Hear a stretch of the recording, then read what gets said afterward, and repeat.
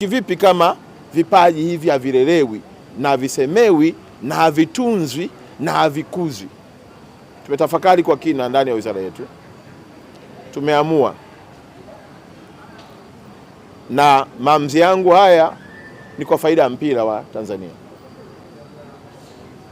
Kwa kuwa timu zetu za taifa zinafanya vizuri,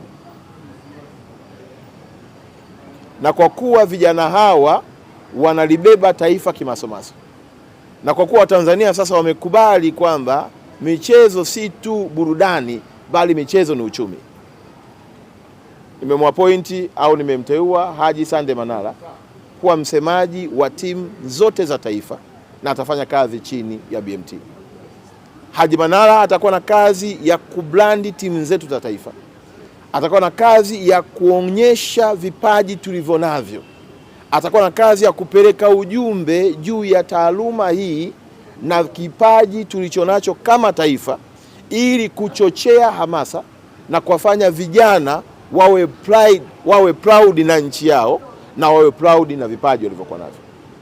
Nafahamu ya kwamba wako vijana wengi wanajua kucheza kutoka Mtwara, kutoka Mwanza, kutoka Arusha, kutoka Mbeya, kutoka Songea, kutoka hapa Dodoma, kutoka katika maeneo yote, lakini wakiangalia wanaona ukubwa wa mpira uko mahala pengine hawauoni kwenye timu yao ya taifa. Kwa Haji Manara atafanya kazi chini ya BMT kwa kazi kubwa ya kuhakikisha kwamba timu zetu za taifa zinasemewa. Nimewapa mfano leo hii, under 17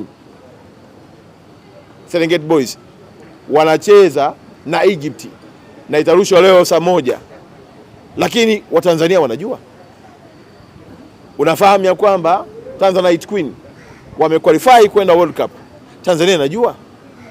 Unafahamu ya kwamba timu yetu ya Taifa Star sasa hivi iko kwenye mazoezi na mwalimu ameshasuka kikosi, Watanzania wanajua.